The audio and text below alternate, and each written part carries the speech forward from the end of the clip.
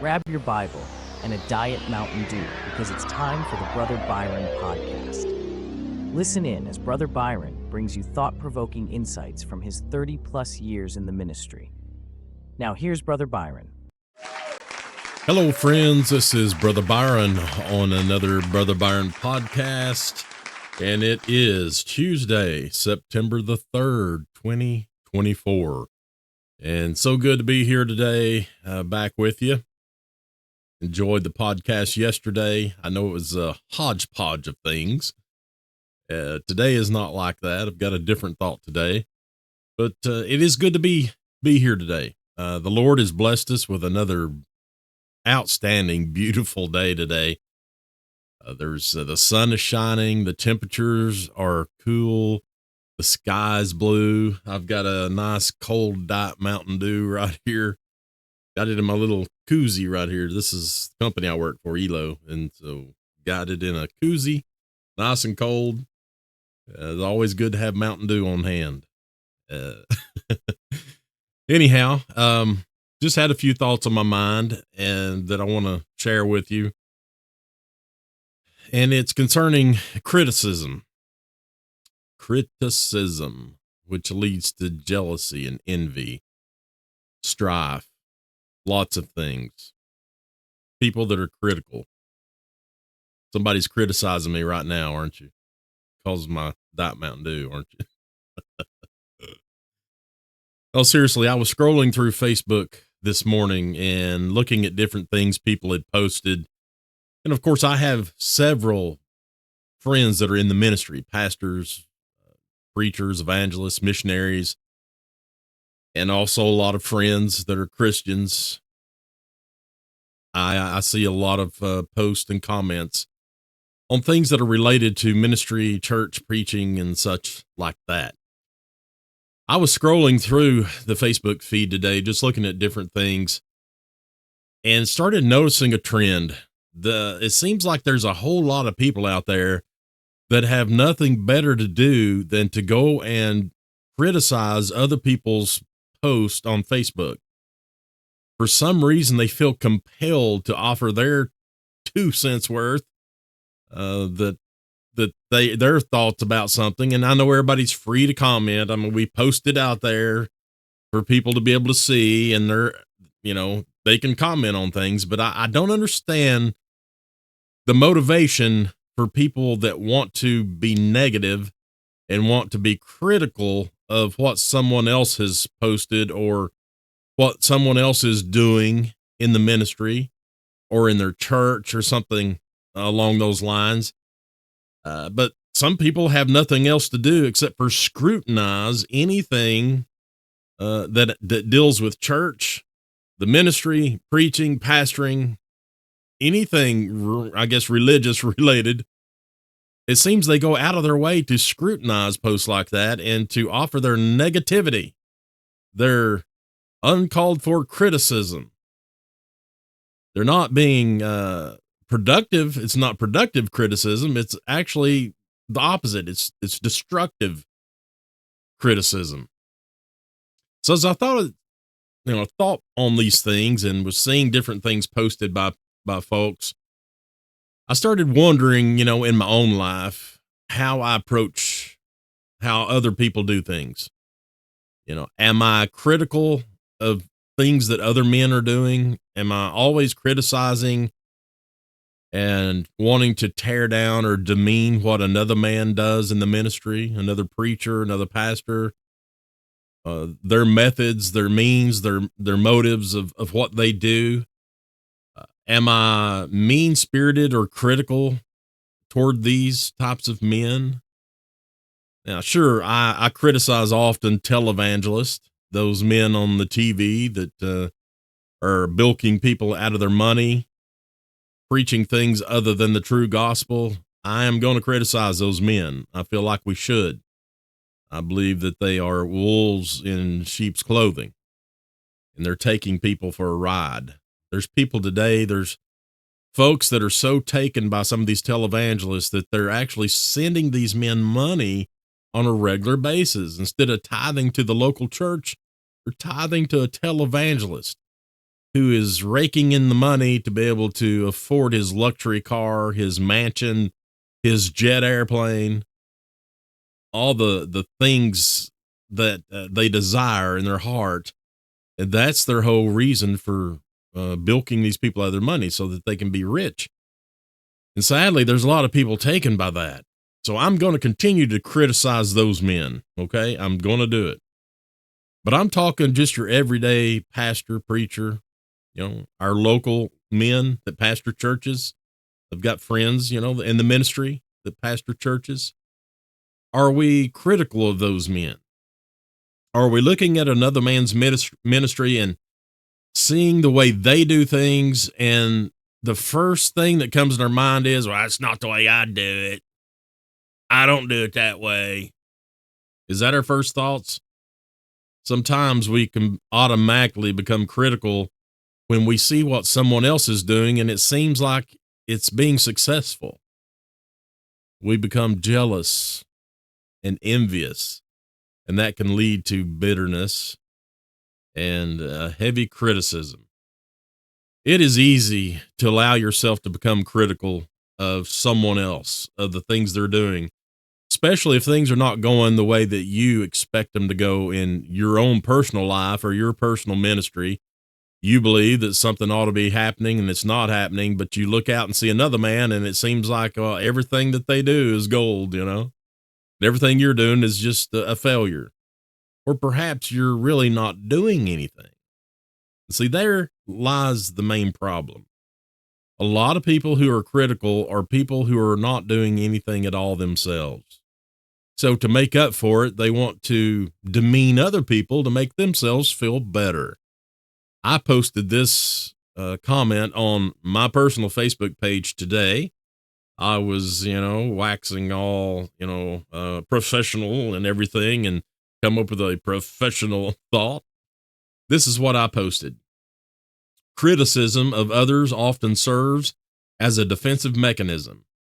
When we offer unconstructive criticism, it is typically a subtle effort to bolster our own self-esteem and address underlying insecurities. Frequently, those who critique another's approach or methods, particularly in the context of ministry, are individuals who are not actively engaged themselves.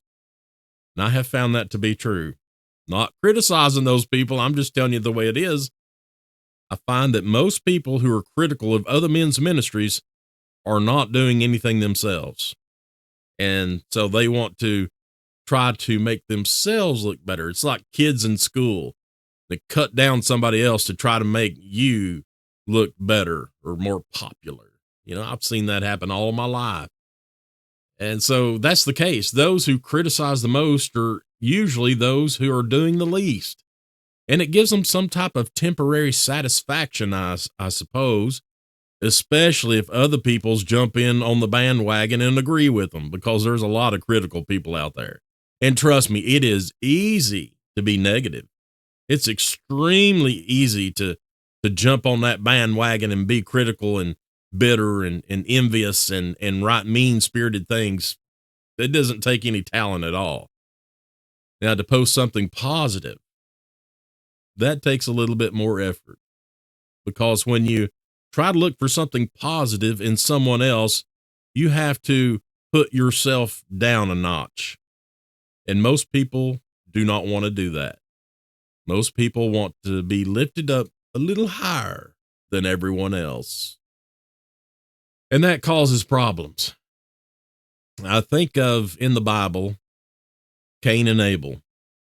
Now, if you know the Bible, if you've been in church very long, I'm sure you've heard the story and you know it, but let me just read you just a few verses concerning Cain and Abel. Now, we know that was the children from Adam and Eve, the first ones that were born from them. And this is what the Bible says in Genesis 4, verses 3 through 8. And in the process of time, it came to pass that Cain brought of the fruit of the ground an offering unto the Lord. And Abel, he also brought of the firstlings of his flock and of the fat thereof. And the Lord had respect unto Abel and to his offering, but unto Cain and to his offering he had not respect. And Cain was very wroth. Pay attention to that. This is what happened. Cain was very wroth, and his countenance fell. And the Lord said unto Cain, Why art thou wroth? And why is thy countenance fallen? If thou doest well, shalt thou not be accepted? And if thou doest not well, sin lieth at the door. And unto thee shall be his desire, and thou shalt rule over him. And Cain talked with Abel his brother, and it came to pass when they were in the field that Cain rose up against Abel his brother and slew him. Well, we see what's happened here. Cain knew exactly what kind of sacrifice was required from the Lord. He was not a little boy. Cain was a grown man. Cain knew what God expected from him. But Cain did not fear God. Cain did not respect God. And so Cain took it upon himself to give a sacrifice that he wanted to give, not what God expected. And so he did not give the correct sacrifice, and he did not give it in the correct way. I believe that had a lot to do with it, was the motive behind why giving the sacrifice. But Abel, he feared God. He was obedient to God.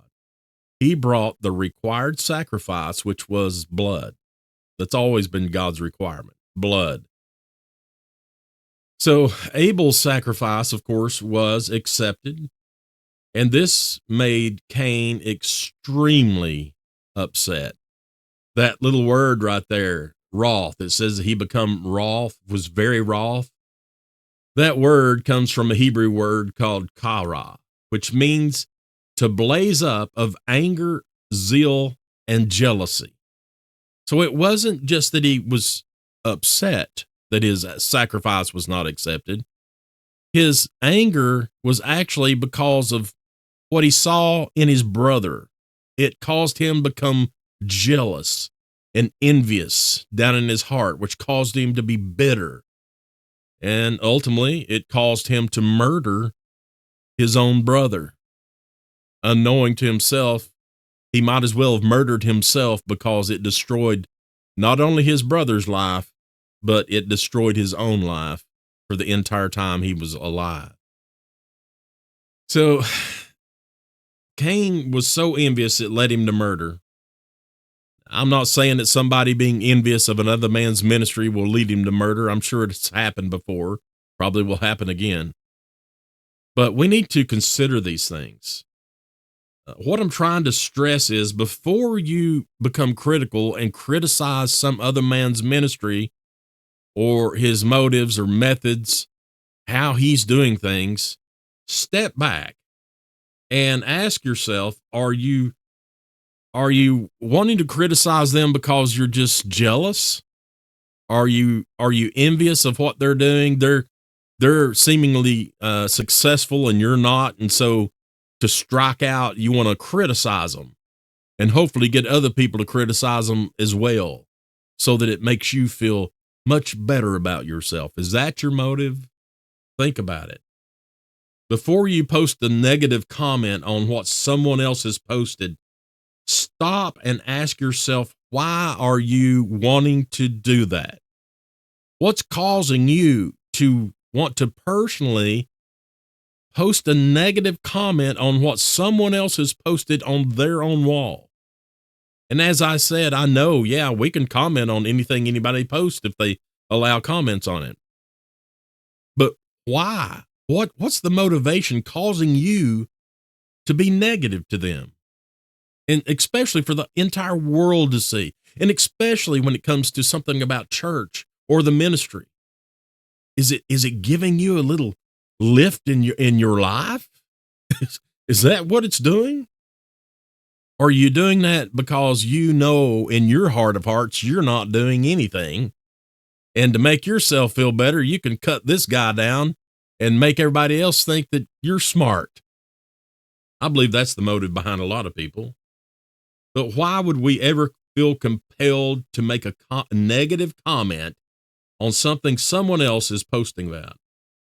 Is it actually because you don't agree with what they're doing or the way they're doing it? Is that the reason why?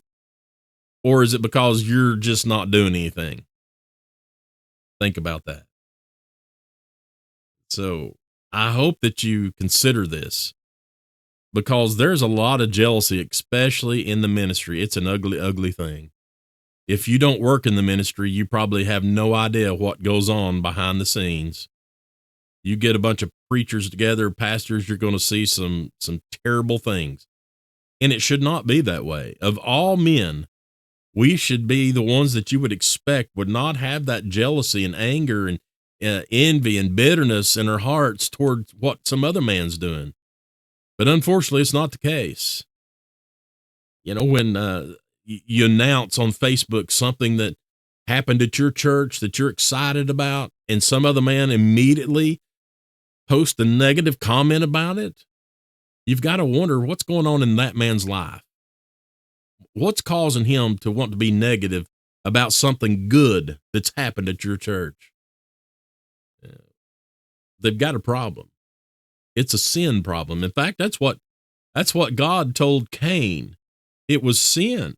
His sacrifice was not accepted because of sin. What does it say there? If thou doest well, shalt thou not be accepted, and if thou doest not well, sin lieth at the door. You see, the Lord knew his heart. The Lord knows our heart. And so sin is the motivation behind the reason most people want to be negative and criticize. It's sin in our hearts.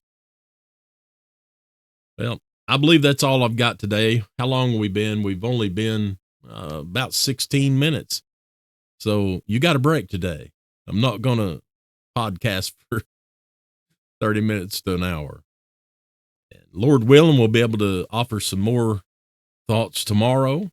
It will be Wednesday tomorrow. I'm still off from work, but it'll be Wednesday. And, I prepare messages for Wednesday evening services. I've already been working on it several days, ready to preach. We're in the book of Acts. And, but hopefully, Lord willing, I'll be able to have another podcast tomorrow and talk to you then. And in the meanwhile, don't forget those prayer requests I asked about yesterday's podcast. The one about the homeless around the church. We're praying that God will direct us in that ministry. And then also the need for Wi-Fi at the church. Be praying about that God will allow us a way to be able to do that. And we'd appreciate that. And don't forget to subscribe and share to Brother Byron's podcast. And I don't believe I even mentioned it yesterday, but brotherbyron.com. You can get the very latest episode and also all the archived past episodes. This is episode 19, I believe. It's hard to believe. It just feels like it's been yesterday since I began this, but I've been doing this over a month and already have this B19 podcast. Anyway, that's what we got today. And this is Brother Byron, and I am out.